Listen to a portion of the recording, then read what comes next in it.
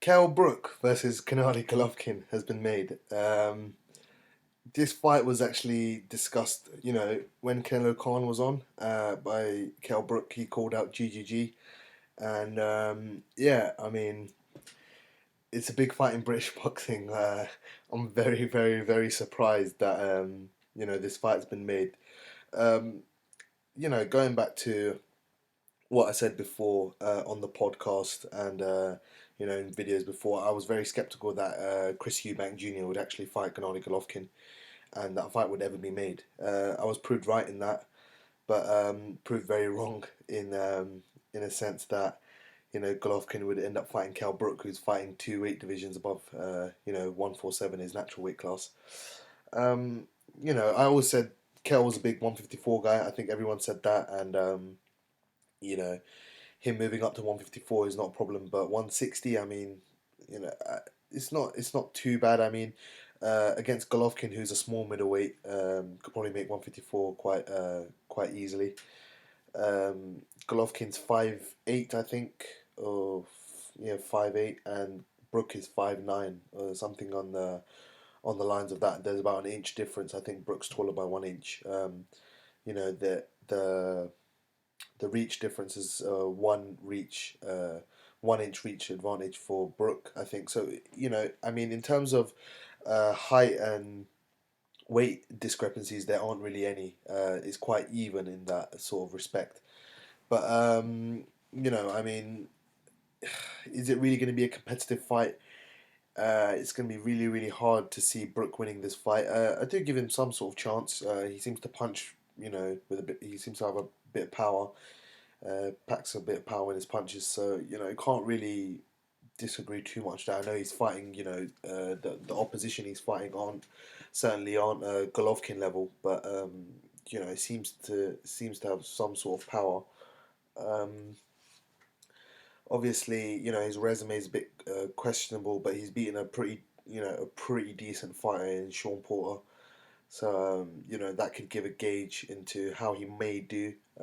Please do let me know in the comment section how you think he may fare, just based on a Sean Porter fight. Golovkin's jab is world class. I think that's really going to dominate the fight. And, you know, of course, I want to see Brook doing well and get some, have some sort of accountability and for himself and his team. So he's not really going to blame anyone for the loss. He stepped up, so big credit to him, and also just some credibility more so than anything. He'll come out in the fight knowing that he stepped up to probably pound for pound level, depending on if people put Golovkin in their pound for pound list. But certainly at the top of the middleweight division, he certainly stepped up to one of the most feared fighters in the world, and hopefully can perform credibly, really. He's got some good things going for him. His jab is very good.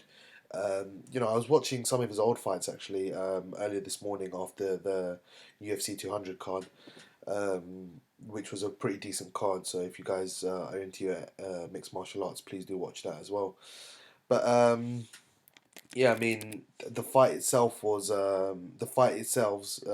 that Brook was in. Some of them, of course, they're knock. Some of them would say they're knockover jobs for Kell Brook, but some of the jobs he's done on those guys have been very, very good. He seems to switch it at times, very rarely, but he done it against Hector Saldivia. He looked very, very good in that fight. Of course, Saldivia is not like a top probably 40 or 50 welterweight, but he looked pretty good in that fight. Had showed some good power. He has a decent hand speed. When he's not planting his feet, he can move as well. So he done it against Sean Porter. So I mean, the only thing is his natural size advantage and weight advantage won't come into play against Golovkin. I think they'll probably be around the same weight over the rehydration overnight. I reckon that'll probably be about 160, 165, between 165 and 167 possibly. So yeah, I mean, it's shaping up to be a decent fight for British boxing. You know, for me, Eubank Jr. against Golovkin is probably a better fight, slightly more exciting as well. Eubank Jr. will come forward. He's got a very good chin. Kell Brook seems to have a decent chin as well, but he was rocked against Carson Jones, knocked down once I think against a nobody earlier on in his career.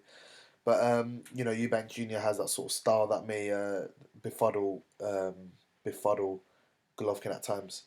Sorry, it's starting to chuck it down again here over in the UK.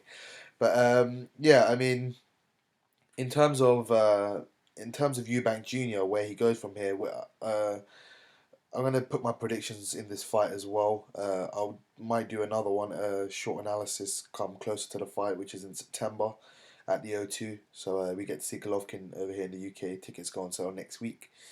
So yeah, I might be interested in buying a ticket for that. Hopefully, I can get to watch that before possibly my final year of uni starts. So it'll be a good start to the boxing season. Let's put it that way. Um, but yeah, as I said, Eubank Jr. where he goes from here, he could face the winner. But for me, I'd probably be pushing Eddie Hearn without all the theatrics outside the ring with English to try and get the Billy Joe Saunders rematch. Big money, winnable fight, and it sells a hell of a lot more than the Golovkin one, especially with his brand out there now. The Chris Eubank brand, it has gone massive because of I think they've been calling out Golovkin unnecessarily in terms of they haven't really needed to call him out, and they've decided to call him out for whatever reason, try and get their brand out there. I don't think they had any intention of taking the fight personally myself, but yeah, I mean his name's out there. The public know who he is. They know his dad is. So a Billy Joe Saunders rematch with Bad Blood is definitely going to sell. The only problem is, will Frank put one of his flagship Box Nation fighters and champions on Sky? Very hard to see. He done it with Bradley Skeet, but that's Bradley Skeet. Bradley Skeet to Billy Joe Saunders is that sort of level, and Billy Joe Saunders is elite compared to Bradley Skeet in terms of he's a world champion. He's proven at the top level. He's beaten some really really good fighters. So yeah, I mean it's very hard to see him over on Sky Sports. But if I was Eubank Jr., I would say go after Billy Joe Saunders or Danny Jacobs. One of those two would be a smart bet at this point in time in his career. If he's looking for a world title, if not, go after the European, possibly. Michel Soro, I think, he's just vacated the EBU middleweight title, so that could be a potential gateway to getting highly ranked in the governing bodies. Could get a mandatory challenge against Golovkin if he really wants him. So there's a lot of things going there for Eubank Jr. if he really wants, but I think this is appalling in terms of English. I've seen him tweet Adam Etches today, Eubank Jr. saying he got knocked out by a journeyman, so he wouldn't want to face Adam Etches, but they've been having a bit of back and forth on Twitter. Billy Joe Saunders has had his input and said he hasn't. Eubank Jr. hasn't seen a contract, which is pretty strange. Even though he's getting a rumored offer of 3 mil. So yeah, I mean, there's been a lot of talk about Eubank Jr. His name's certainly out there, but for me, I just don't think he wanted the fight, or his management team really wanted the fight. I think Eubank, even if he did want the fight, I think English would be holding him back. His dad, maybe looking after his son, possibly, but he's definitely stopped this fight from going ahead with some of his ridiculous demands. So this just proves how hard Eubank Senior is to deal with, and it's an absolute joke. It's a farce, and good on Eddie Hearn who's actually made a fight to try and trump the Eubank Jr. Golovkin fight. He's actually made a fight with a guy who's undefeated. He's an he's a world champion, current world champion, IBF welterweight champion. He's beaten a decent opponent, one decent opponent. Granted, it's not someone like Amir Khan who stepped up and faced all of these opponents, but Kell Brook is a credible opponent for Golovkin. I'd say on paper, on the grand scheme of things, there could be way worse opponents. Dominic Wade is 10 times worse than Kell Brook for me. But we'll have to wait and see. As I said, my prediction for the fight is I think Golovkin's going to win by late stoppage. I think he's going to, trap Brook into submission and just kind of stop him late. Kell Brook is a good fighter. He's a very, very good fighter in his own right. But for me, Golovkin is a level above. He is something else. He's special.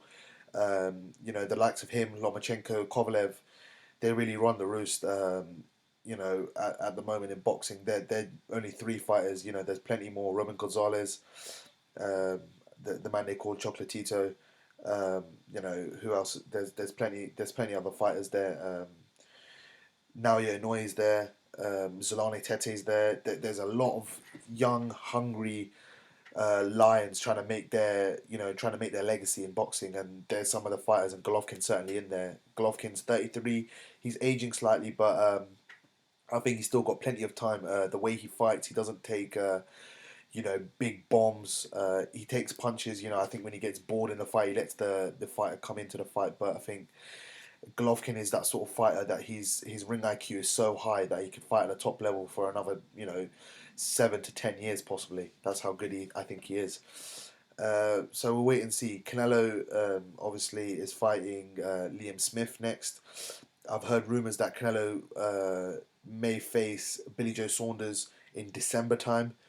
Don't know if he'll fight again this year, but we'll have to wait and see. I've seen rumours of that on Twitter. But Twitter rumors, that's one thing. The actual rumors is another thing, and the actual fight being made is a total different thing. So let's see if Billy Joe Saunders is in the pipeline for Canelo.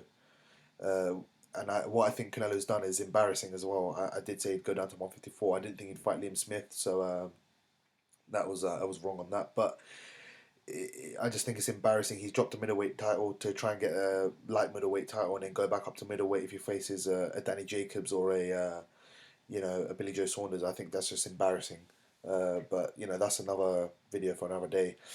But yeah, let me know your thoughts on Eubank Jr., Golovkin.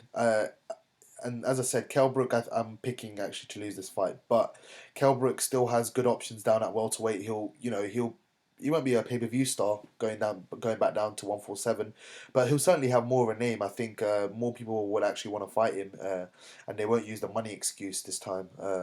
Since he's definitely got more exposure against Golovkin, he'll probably get more exposure against Golovkin. IFL, TV adverts, everything. He'll be on Sky Box Office, so. He's certainly going to be open to the mainstream publics, and I think many more people would actually tune into him. Neil could get more than his £300,000 paydays that he's been getting ever so recently. So yeah, let me know your thoughts on all of that. Do you think it's a pay-per-view fight? Who do you think is going to win? The career paths for all of these three guys. Canelo, if you want to include him in this mix. And yeah, if you enjoyed the video, please do let me know and give the thumbs up as well. If you don't like it, just let me know in the comment section as well. That's totally fine. And yeah, subscribe and share so it gets out to a larger audience. Help spread the channel, help grow. And take care, guys, and I'll speak to you soon. Peace.